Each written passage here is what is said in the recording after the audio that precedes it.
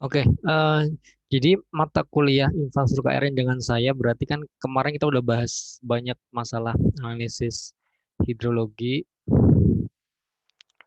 kemudian ada analisis hidrolika, sama yang terakhir kayaknya simulasi crash. Cuman yang ini kayaknya eh, belum saya share eh, apa namanya tugas terakhirnya itu. Nah untuk pertemuan hari ini kita akan bahas masalah infrastruktur keairan yang kedua, tapi ini nggak terlalu dalam sih sebenarnya, cuman pengenalan aja. Cuma nanti ada beberapa perhitungan-perhitungan yang perlu kalian eh, masterin, maksudnya kuasain. Jadi untuk yang ini simulasi Hekras dan lain-lain ini kan infrastruktur airnya sungai atau drainase. Perhitungannya seperti itu kurang lebih. Nah, kita akan masuk ke yang bagian bendungan. Kemarin kan kita udah bahas ya masalah cara desain bangunan air, step-stepnya seperti apa. Jadi untuk stepnya kita perlu tahu debit banjirnya seberapa kala ulang, berapa tahun gitu kan. Habis itu kita baru bisa desain infrastruktur keairan yang kita ingin. Jadi kalau sungai drainase kemarin kita bisa pakai Ki 25, Ki 50 mungkin.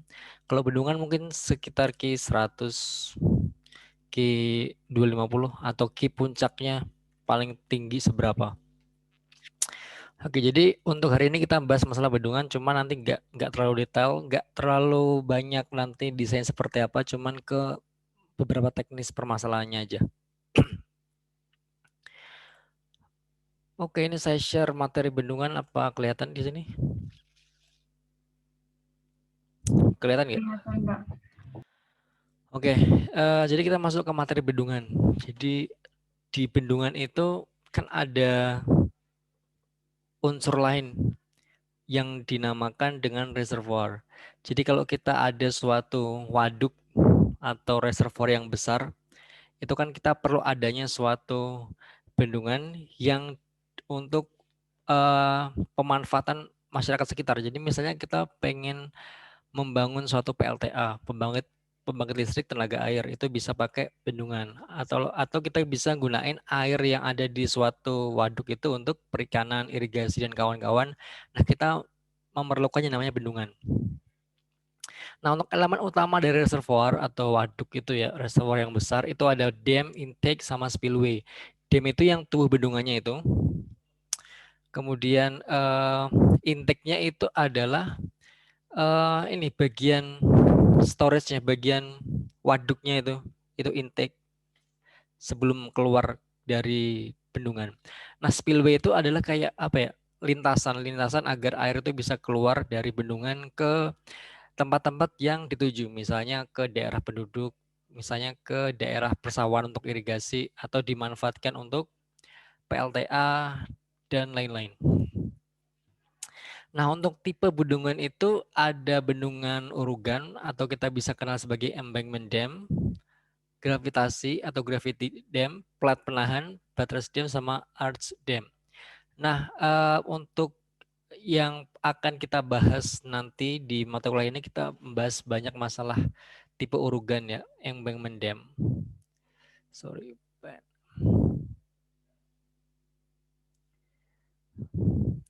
Jadi kita bahas masalah bendungan urugan di sini.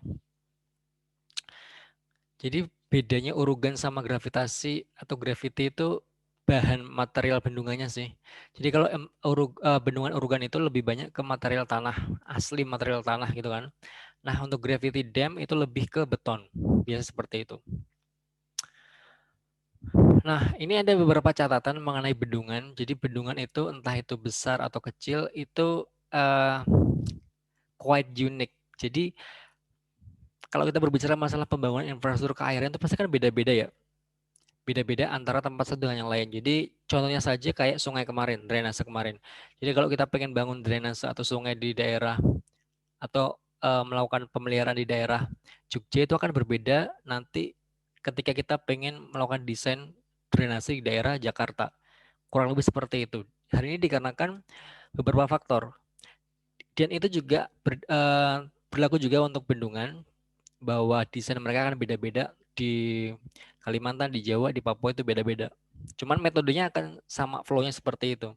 That's why kita perlu mengetahui gimana cara ngitungnya, metodenya seperti itu. Jadi kalau kita diberikan kasus untuk di daerah manapun, kita udah ngerti alurnya seperti apa. Nah, kenapa disebut unik? Karena tergantung pada foundation geologi. Kan faktor tanahnya kan beda-beda, daerah Jawa, Kalimantan, dan lain-lain. Habis itu material tanah di sana tersedianya apa? Kan ada daerah yang susah sekali ada pasir. Biasanya cuman apa namanya, material yang ukurannya besar. Setelah itu catchment flood hydrology. Jadi ini dasnya ya. Catchment itu das. Hidrologi banjir dari das itu juga beda-beda. Kan untuk perhitungan das kemarin ada banyak faktornya. Ada panjang sungai, ada slope, stability, dan kawan-kawan. Nah, that's why untuk dam itu juga akan beda-beda cara desainnya. Oke, ini juga akan beda juga tergantung terhadap fungsinya digunakan seperti apa. Apakah digunakan untuk PLTA, irigasi, itu akan beda-beda nanti cara desainnya.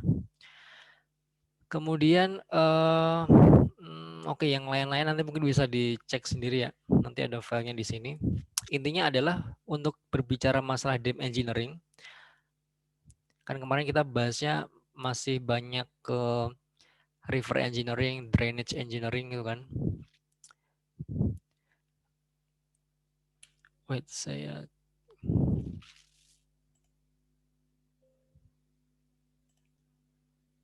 oke, ini kelihatan wordnya.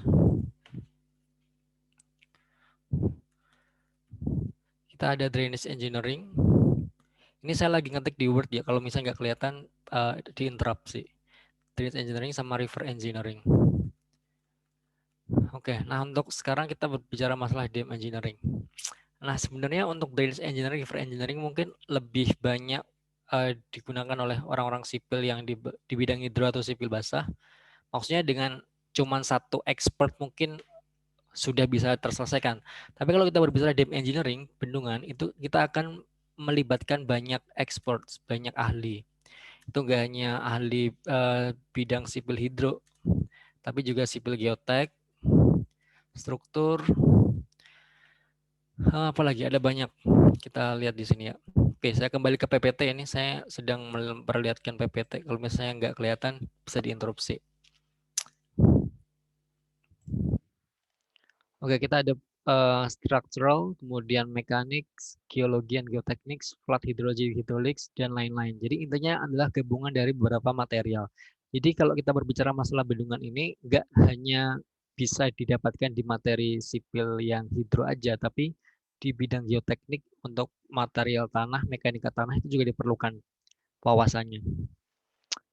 Oke, nah bendungan Urugan kurang lebih seperti ini untuk yang material tanah ya. Jadi ini yang diarsir titik sama yang blank ini adalah materinya beda. Jadi kalau yang putih ini kita ada rockfill. Kemudian yang ini adalah tanah yang mungkin lebih beda sifat permeabilitasnya. Nah untuk bendungan beton kurang lebih seperti ini, materialnya sama dari beton, pasangan batu, gravity type tadi ya, tipe nomor 2 gravity type. Ini tipe nomor 3 flat slab atau arch type, kurang lebih seperti ini. Oke, ini tadi yang saya maksud dengan material urugan atau material dari tanah atau material batuan. Kalau yang tanah itu kategorinya ada clay silt sama pasir, di mana partikel butirannya kurang lebih seperti ini ukurannya. Kemudian kekuatannya seperti ini, kekuatan dari masing-masing earthfill sama rockfills. Untuk permeabilitasnya, untuk rockfill sangat tinggi, untuk yang earthfill medium atau very low. Permeabilitas ini ada yang paling penting. Intinya seperti ini. Jadi kalau misalnya bendungan itu kan gini ya, bendungan. Ini kan ada air kan. Nah kalau ini materialnya tanah, itu kan air ini biasanya akan susah untuk merembes ke hilir gini kan, merembes ke hilir. Nah kalau rockfill, kalau kita pakai batu-batuan itu kan lebih gampang karena banyak celah-celahnya gitu. Jadi si patch-nya lebih gampang untuk keluar dari hulu ke hilirnya ini. Nanti kita akan bahas kenapa itu penting. Dan ini beberapa contoh dari tipe bendungan tadi ya. Homogeneous earthfill berarti seluruh tubuh bendungan ini homogen earthfill semua. Kemudian ada zone earthfill atau central core, jadi yang ada earthfill, kemudian ada rockfill di tengah-tengah. Biasanya seperti ini. Kayak apa ya? Kayak gini lah, istilahnya seperti ini. Jadi ada zone earthfill with rockfill, zone rockfill central core, rockfill with membrane. Jadi kurang lebih nanti bentuknya akan seperti ini. Jadi ini bendungannya. Jadi yang ini material tanah, yang warna hitam ini adalah rockfill. Ini bentuknya rockfill drainase seperti ini. Ini juga batuan atau material yang berbeda di tengah-tengah sini. Ini ada drainase juga di sini. Ini drainase. Ini material yang beda ditambah dengan drainase di sini. Ini materinya sudah beda 3 ini. 1, 2, 3. Nah, kenapa perlu dilakukan seperti itu? Nanti kita bahas masalah kegagalan bendungan. Oke, mungkin sebelum lanjut, ini contoh dari yang urugan batu tadi ya. Urugan batu itu juga perlu yang namanya drainase di sini. Mengapa kita perlu drainase? Nanti kita akan bahas. Oke, mungkin saya stop share dulu. Saya lihat video yang akan saya putar. Wait. Stop share.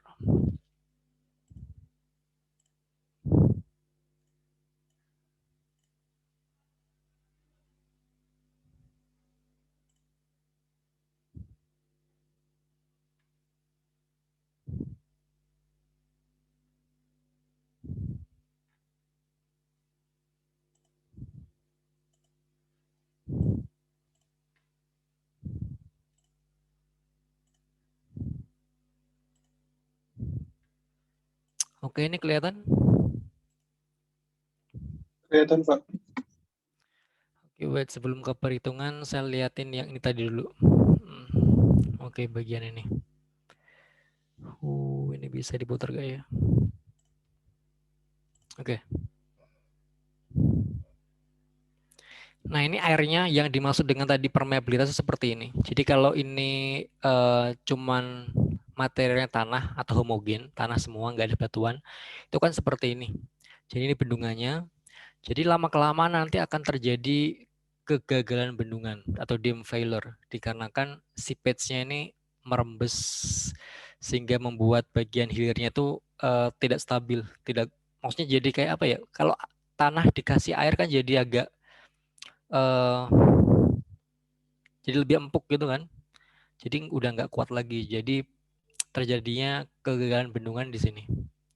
Biasanya dikarenakan seepage ini, rembesan yang terjadi di area bendungan itu. Oke, kita lihat sampai akhir.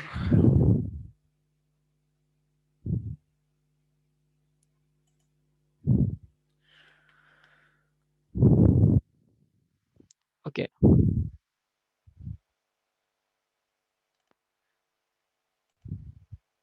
Ini ada penjelasan lagi. One of the most serious dam safety concerns is the stability of the earthen embankment. Unsafe conditions could lead to a major slide that threatens the safety of the dam. Oke, jadi ini bendungannya tadi ya. Tadi tuh kalau dipotong bentuknya kan seperti yang tadi itu. Ini dari atas.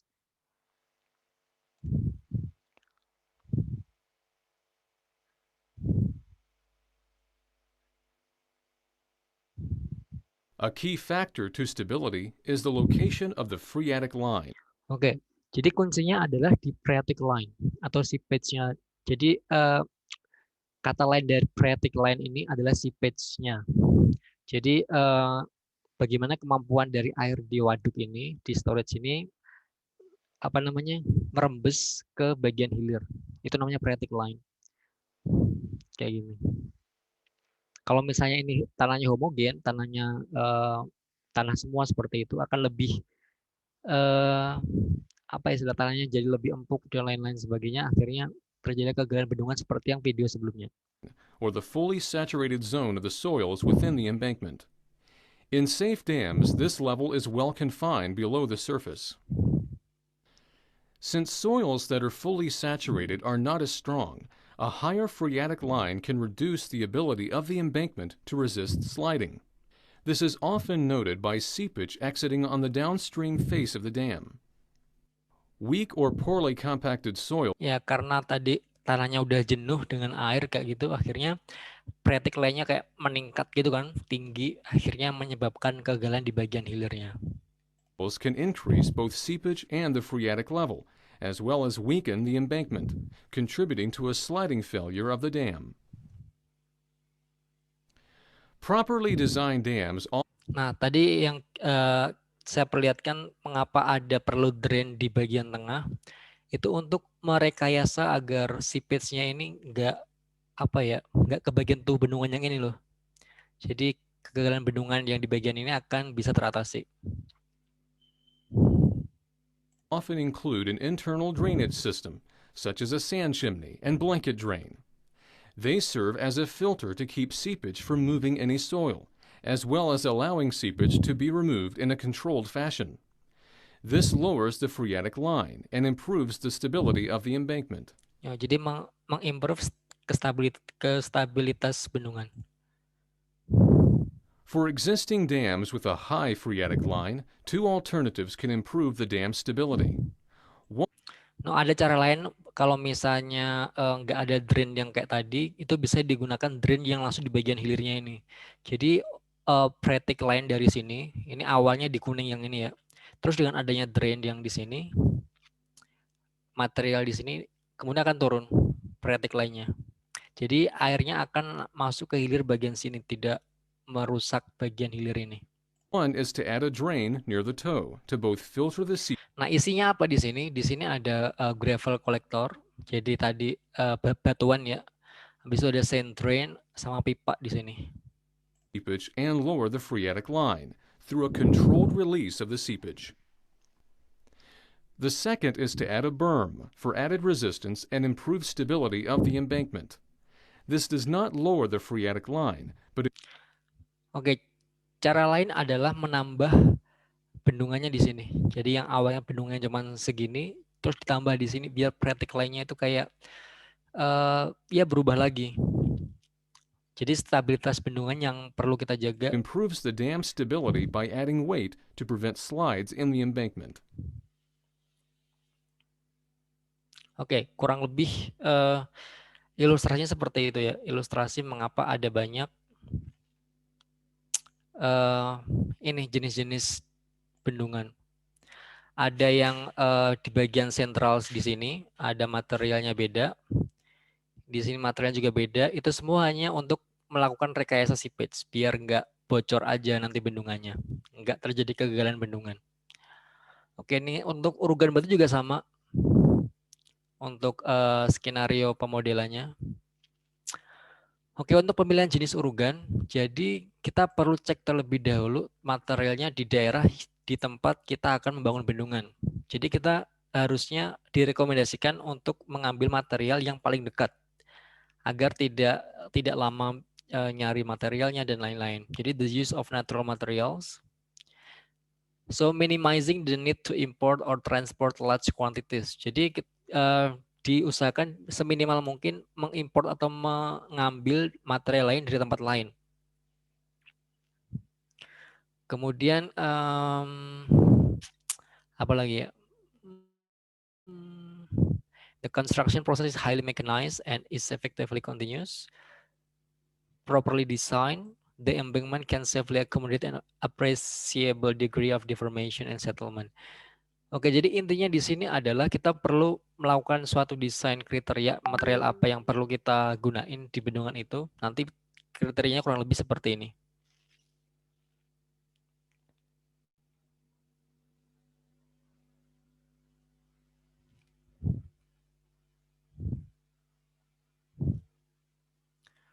Oke. Nah, untuk dasar perancangan, dari bendungan itu nanti kurang lebih flow-nya akan seperti ini. Yang pertama adalah kita perlu tahu ketinggian air berdasarkan kebutuhan tambungan dan ketersediaan lahan. Kemudian ada rancang awal kapasitas pelimpah. Habis itu kita baru mendapatkan tinggi bendungan. Nah, untuk tinggi bendungan itu nanti kita merancang konfigurasi pelapisan dan dimensi. Tadi ya, skenario-nya mau dilapis berapa material dan lain-lain. Apakah materialnya cukup? Kalau iya, berarti kita cek seepage-nya. Kalau seepage-nya aman, kita cek stabilitasnya. Kalau aman, oke, berarti kita baru merancang detail bangunan pelengkap. Cuman kita nggak akan terlalu bahas detail di pertemuan kita hari ini.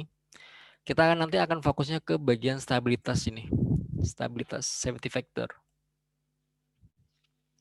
Oke, jadi untuk rumus kerja perancangan dimensi tubuh bendung itu kurang lebih seperti ini. Untuk HDM, ketinggian bendungan itu ada ketinggian air, ketinggian freeboard itu jagaan, sama ketinggian dead storage untuk sedimentasi itu kurang lebih 15% dari H-water, air ini. Di mana H-water adalah kebutuhan tampung ditambahkan dengan hasil dari pool routing berdasarkan rancang awal pelimpah. Kemudian prediksi dead storage untuk sedimentasi dapat dipertimbangkan berdasarkan wake sediment load sama dengan wake initial sediment load dikalikan E pangkat minus KL per YV.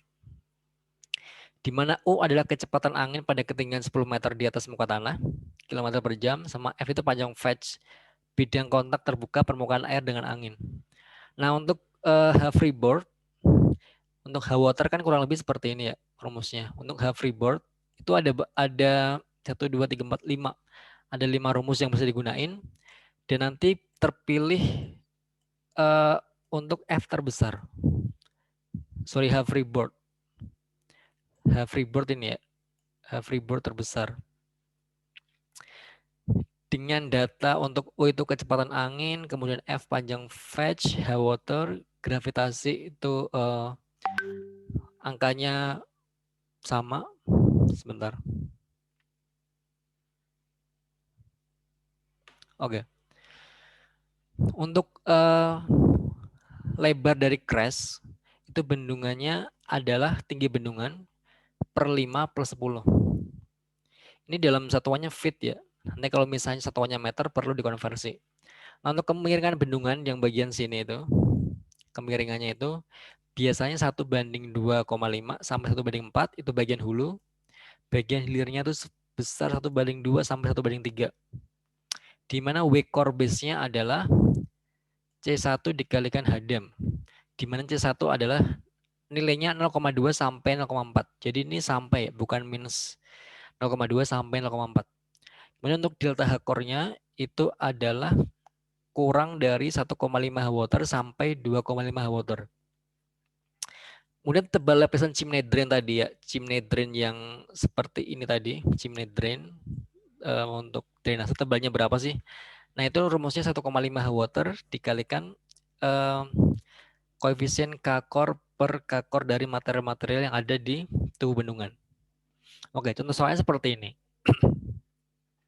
Jadi misalnya kita ada data dengan dimensi seperti berikut. Jadi langsung aja water depth 60 meter. Jadi sebenarnya ini melalui proses analisis hidrologi, cuman kita nggak terlalu bahas secara detail di sini. Kita dapat H water 60 meter, kemudian kecepatan anginnya 30 km per jam, fetch-nya 15 km, upstream slope-nya 1:2,5, downstream slope-nya 1:2.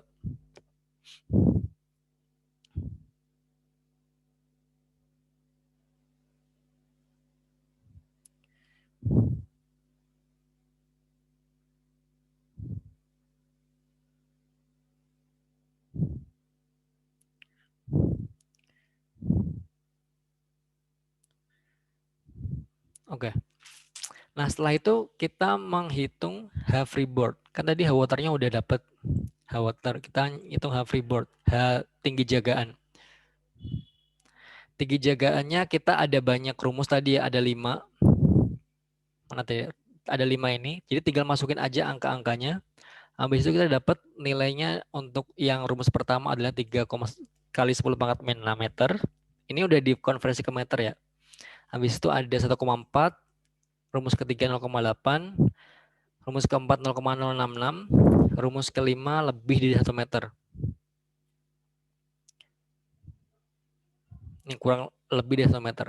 Jadi ini tertinggi ternyata adalah 1,4. Berarti kita pakai freeboard-nya adalah 1,41 meter. Kemudian untuk tinggi dari dead storage for sedimentation itu kan 15% high water, 15% dikali 60, high waternya 60 tadi, 9 meter. Sehingga tinggi bendungannya adalah high water plus high freeboard plus high dead storage. Menjadi 70,4 meter, kita konversi kembali ke feet. Kalau misalnya mau dikonversi ke feet semua ya. Jadi hasilnya adalah sekitar 231 feet. Untuk lebar bendungannya, bagian atas itu rumusnya sama, H diam per 5 plus 10, hasilnya adalah 56 feet atau 17,14 meter. Untuk W core base-nya rumusnya antara 0,2 sampai 0,4 dikali 70,41. Hasilnya 14 sampai 28, misalnya kita ambil 25 meter ya. Kalian bisa ambil 26 juga bisa, 27 juga bisa. Yang penting antara range 14 sampai 28,1 meter. Untuk delta H core-nya rumusnya seperti ini. Nanti panjangnya sekitar 90 sampai 150 meter. Kemudian baru digambar menggunakan CAD. Oke, jadi untuk pertama adalah tinggi airnya dulu. Tinggi airnya kan 60 meter ini kan. Ini tinggi airnya 60 meter. Tinggi bendungannya adalah 70 meter. Jadi 70,4 meter. Ini tinggi bendungan. Ini tinggi air 60 meter. Habis itu kita punya apa lagi? Wake crest, lebar puncak bendungannya itu 17,14 di sini. Setelah itu kita punya wake core base 25. Ini slope-nya, jangan lupa. Slope-nya yang hulu 1/2,5, downstream 1,1/2. Berarti kurang lebih nanti bentuknya akan seperti ini. 1/2,5 kita tarik garis ke sana, 1/2 kita tarik garis ke arah hilir. Kayak gitu. Nanti baru dapat seluruh bentuk tubuh bendungan di sini. Ini untuk materialnya tanpa material ya. Jadi nggak ada chimney drain, nggak ada apa-apa. Ini jadi kayak homogen. Ini embankment yang homogen. Jadi material bendungan yang homogen. Jadi sama semua. Jadi untuk yang tadi chimney drain dan kawan-kawannya tadi kita bisa abaikan terlebih dahulu ya masalah itu. Jadi kita udah dapat seperti ini. Itu udah dapat desain bendungannya. Kasarnya seperti ini. Oke, tadi untuk masalah seepage, tadi kita udah bahas videonya ya, kenapa kita perlu ada banyak sekali skenario-skenario di dalam bendungan ini. Perlu ada filter, rock fill, dan lain-lain untuk menjaga kestabilitas bendungan, biar nggak mengalami kegagalan karena tubuh bendungannya, materialnya terlalu jenuh dengan air yang ada. Ini ada 3 material, silty clay, silt, sandy gravel. Jadi untuk normalnya seepage untuk bendungan yang urugan, homogen itu kayak gini bentuk seepage-nya. Jadi air ini seepage-nya seperti ini. Terus kemudian dengan adanya material ini yang seepage-nya awalnya seperti ini langsung masuk ke sini. Masuk ke filter, masuk ke rock fill. Jadi tidak merusak bagian tubuh bendungan bagian sini itu yang rentan kegagalan yang tadi kita lihat di video tadi. Ini juga sama, yang awalnya seepage-nya harusnya seperti ini, jadi menceng ke bawah langsung. Kayak gitu. Sama juga dengan adanya chimney drain di sini, langsung ke drainasinya. Ini juga sama, jadi awalnya seepage-nya seperti ini, terus membelok lagi, sandy gravel membelok lagi sampai bawah. Jadi intinya kita pengen merekayasa seepage-nya ini loh, yang merah-merahnya itu.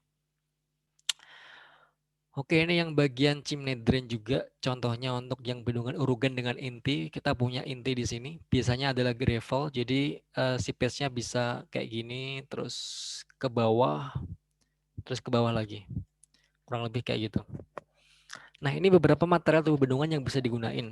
Jadi kalau kita pengen seepage-nya itu bisa masuk ke hilir dengan baik, itu kita bisa gunain gravel. That's why tadi chimney drain, terus filter, itu kan pakainya gravel semua kan. Karena itu excellent untuk melakukan drainase. Sedangkan untuk sands itu ya baik atau fair. Nah, untuk material tubuh bendungan kita bisa atau kalau bisa menghindari silts atau clays. Karena ini drainase-nya very poor atau very poor. Jadi air itu nggak bisa meresap gitu loh, nggak bisa masuk ke bagian hilirnya. Nah, hal ini akan sangat susah kalau misalnya di daerah kalian nanti ketika mau construct the dam, mau konstruksi bendungan itu adanya cuman kayak silt, clay sama sand, nggak ada gravel. Gimana caranya? Ya tadi itu membuat kayak skenario bahwa tuh bendungannya jangan homogen, jadi materialnya beda-beda.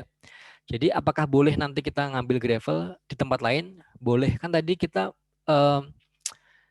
tujuannya adalah meminimalkan import material dari tempat lain gitu kan. Cuman kalau emang di situ nggak ada gravel, ya it's okay buat kita mentransfer gravel di tempat lain tapi seminimal mungkin. Jadi kita tetap menggunakan material yang ada di sana paling dekat seperti apa, terus kita meminimalkan penggunaan gravel yang ada. Kemudian ada crushed rock fill, batuan-batuan yang pecah kayak gini, ini juga excellent draining. That's why banyak material-material untuk drainase ini itu dari filter rock fill. Habis itu ini jadi juga rock fill juga dan lain-lain. Ini silty clay misalnya seperti ini tadi ya. Kalau misalnya adanya cuma silt sama clay di tempat, jadi kita mungkin sepertiganya pakai silty clay. Habis itu silt, habis itu sandy gravel. Jadi langsung ke drainase semua. Jadi ini mungkin agak apa namanya kurang baik untuk seepage untuk mengalir, tapi kemudian ini menjadi agak baik, agak improve. Sandy gravel baik untuk drainasenya. Jadi gimana cara mengoptimalkan bahan-bahan yang ada di lapangan agar bendungan yang kita desain itu aman dari kegagalan bendungan. That's why engineering itu ya perlu banyak analisis agar apa yang kita bangun itu seoptimal, seefisien, seefektif mungkin dengan material yang ada. Tapi kita juga harus mengecek kestabilitas bendungan sama seepage-nya seperti apa. Oke, dam failure, it's okay. Nah ini kita masuk masalah slope stability. Jadi material kita yang terakhir di hari ini untuk stabilitas bendungan. Jadi gimana sih caranya menghitung stabilitas bendungan? Jadi ada banyak sebenarnya bisa pakai software, cuman belum sampai untuk di mata kuliah ini. Jadi kita untuk mata kuliah ini untuk ngitung slope stability, stabilitas bendungan, itu kita pakai manual.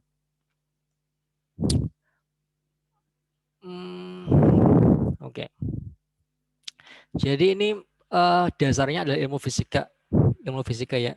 Untuk nanti perlu kalian baca lebih detail, it's okay nanti di luar dari pembahasan kita hari ini. Saya langsung ke masalah teknisnya aja, gimana cara menganalisis seepage bendungan. Jadi kita menggunakan method of slice. Mungkin di mata kuliah lain seperti mekanika tanah atau yang lain mungkin sudah pernah di review masalah ini. Cuman di sini saya akan review terhadap masalah bendungan. Oke, jadi untuk menganalisis safety factor, faktor keamanan bendungan itu bisa menggunakan method of slice atau metode irisan. Yang pertama kita draw the slope to scale including the soil layers. Jadi gambar bendungan tadi ya, desain awal tadi yang kita bahas di depan itu menjadi model utama. Oke, kayak gini tadi ya. Ini akan kita cek safety factornya berapa. Oke, yang pertama buat irisan. Irisannya itu kayak gini. Ini pakai CAD itu lebih gampang. Jadi misalnya kita ngambil titik sembarang di luar bendungan di sini. Habis itu di scale, ini juga bebas berapa. Akhirnya intinya memotong tuh bendungan. Untuk memotongnya bisa di bagian hulu sini, bisa di bagian hilir sini. Di bagian hilir sini, maksudnya kayak gini loh. Kayak gitu. Itu juga bisa, terserah. Dua-duanya bisa. Oke, setelah kita dapat lingkaran ini yang terpotong, kita nanti bagi menjadi ke bagian yang sama. Misalnya 7 atau 8 atau 6, terserah kalian nanti baginya seperti apa. Nggak ada ketentuan sebenarnya. Oke, jadi ini saya bagi menjadi 8. Jadi 1, 2, 3, 4, 5, 6, 7, 8. Kayak gitu. Habis itu saya perlu dicek tengahnya, tengah-tengah masing dari busur ini. Ini kan ada tengah-tengahnya nih, tengah-tengah 5, 6, 7, 8 kayak gitu. Tengah-tengahnya. Terus ini ada permukaan airnya tadi, high waternya tadi. Itu juga perlu dicek. Oke, itu pertama membuat irisan. Yang kedua, kita baru ngitung beberapa parameter yang perlu kita analisis. Jadi sebenarnya untuk menganalisis kita perlu tabel kayak gini. Ada B, Z, W, dan seterusnya. Yang B tadi itu yang tadi slice tadi kan kita bagi rata tuh. Ini dibagi 8, hasilnya kan 24, sekian. Jadi hasilnya akan sama semua untuk B. Nah, untuk Z itu adalah kedalaman jarak antara potongan itu sampai ke airnya. Oh sorry, Z ya. Z itu yang ini, ketinggian dari titik tengah ini, bendungan busurnya itu sampai ke tubuh bendungannya ini, paling ujung ini. Ini Z. Z, Z, Z. Oke. Oke, itu Z ya. Oke. Habis itu kita ada ZW. ZW itu adalah sama dengan Z ini, cuman ini kan tadi batasnya cuma tubuh bendungan kan. Kalau ZW kita batasnya sampai waternya ini. Berarti sampai sana. ZW1, ZW2 dan seterusnya. Nah, untuk yang ZW8 ini kan seepage-nya sampai sini kan. Berarti ZW-nya cuma sampai ke air ini. Intinya ketemu air aja, ketemu air. Oke, dapat ZW. Kita dapat. Nah, dari mana yang lain? Kita perlu sudut irisan ini. Jadi tadi ini kita buat garis bantu untuk menentukan sudutnya berapa. Jadi dari tengah-tengah ini kita extend garisnya sampai ke titik tengah juga. Jadi intinya kita perlu titik tengah semua ya untuk analisis. Habis itu di extend kita dapat sudut 32 derajat, 21, 10, 0, 11, 23, 37, 56. Kayak gitu. Itu nanti masuk ke sudut yang bagian sini. Kenapa ini negatif? Dikarenakan yang apa ya istilahnya?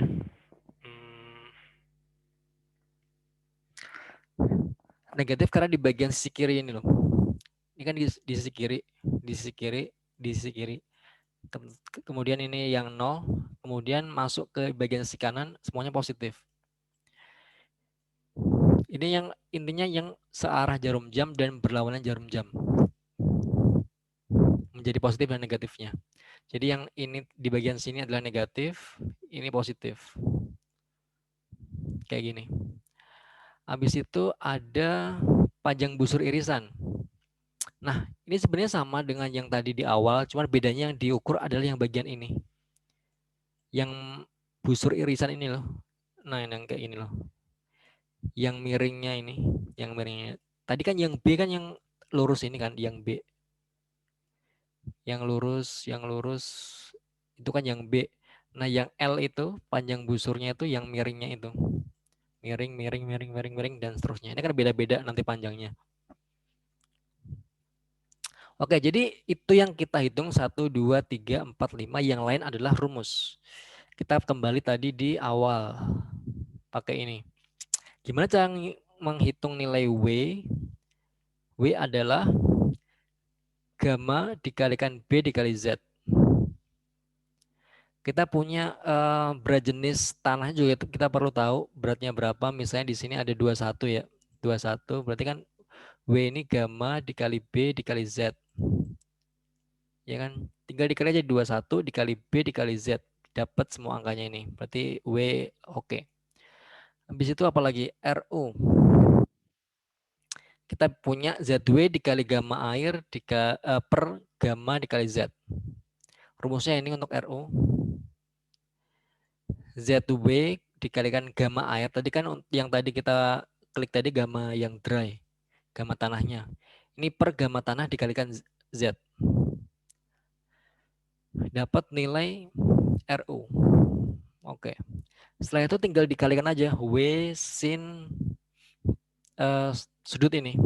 W sin sudut dan seterusnya dapat W cos sudut juga kayak gitu.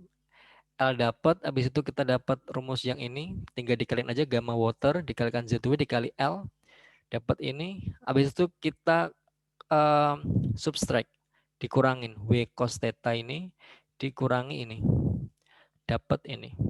Nah rumusnya kurang lebih seperti ini. kita punya nanti faktor kohesinya berapa? 10. Kemudian panjang busurnya adalah 242,56. Berarti tadi kita hitung tadi ya panjang busur di bendungannya itu. Tan sudut geser ada 29.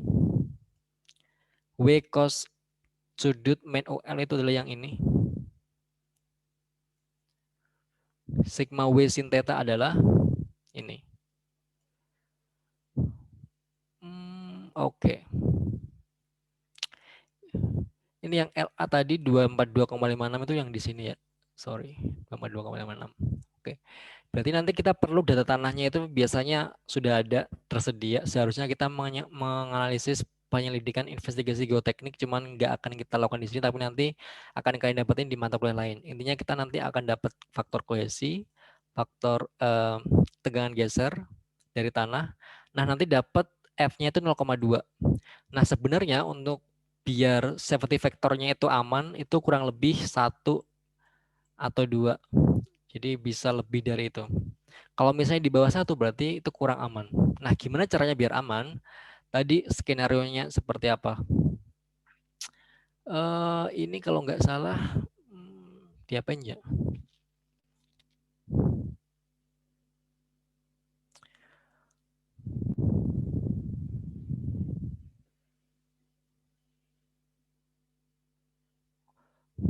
Oh ya, ini bagian ZW-nya berkurang. Jadi ketinggian airnya ini dikurangin kayak segini tuh. Habis itu kan dapat seepage kan. Habis itu kan bagian 7, 8 atau 6, 5, 6, 7, 8 kan nggak dapat ketinggian air atau ZW. Sehingga airnya itu jadi kayak 0 semua gitu. Sehingga ini 0. Sehingga bisa safety factornya bisa 2,1. Itu kalau skenario-nya adalah muka airnya yang diubah. Ya kan, muka airnya kan awalnya tinggi kan. Ternyata dengan muka air ini nggak bisa nih bendungannya cuma dapat safety factor sebesar 0,2. Jadi kalau bisa tambungan di waduknya ketinggiannya maksimal segini biar bendungannya aman kayak gitu. Tapi kan ini 2 itu kan termasuk besar ya, termasuk besar. Mungkin bisa ditinggiin lagi kali. Jadi yang bagian-bagian sini bisa kelihatan masih ada muka airnya. Jadi mungkin ditinggiin jadi sekian kayak gitu. Sehingga mungkin nanti safety factor-nya jadi kayak cuma 1. Jadi agak-agak mepet kayak gitu. Tapi ada cara lain kalau misalnya material tanahnya beda. Ini kan material tanahnya seperti ini. Mungkin dengan ada material tanah yang lain, misalnya ini mungkin ada tadi yang dibagi 2 itu ya. Ada core-nya gini. Kan materialnya beda. Nah, itu nanti yang apa namanya? Di bagian 8 sama 7 ini kan nanti nilainya juga beda. Di bagian faktor kohesi, faktor tegangan geser dan lain-lain, sehingga nanti SF-nya juga akan naik kayak gitu. Oke, kurang lebih untuk method of slice untuk nyari safety factor kayak gitu. Oke, jadi yang nanti perlu kalian master di bagian bendungan, cara analisis dimensinya ini seperti apa, sama safety factor tadi yang di akhir caranya. Itu cuma main CAD sama Excel aja sebenarnya. Sama ini pemahaman tentang ini bendungan Urugan, that's mengapa kita perlu ada skenario seperti ini kayak gitu. Oke, ada pertanyaan terkait bendungan yang kita bahas pada kesempatan siang ini? Pak, izin bertanya, Pak. Yes. Nah itu, Pak, pas banget, Pak. Yang slide yang sudut irisan itu, Pak, itu berarti patokannya itu jari-jari ya, Pak? Yang buat mana ini? Yang ini, Pak. Iya, buat bikin sudut, Pak. Intinya kalian pilih titiknya manapun, itu jadi akan patokan awal kalian. Baik, Pak. Jadi ini misalnya kalian ngekliknya dari sini juga nggak masalah. Atau dari sini, kan nanti akan beda lagi nanti bentuknya.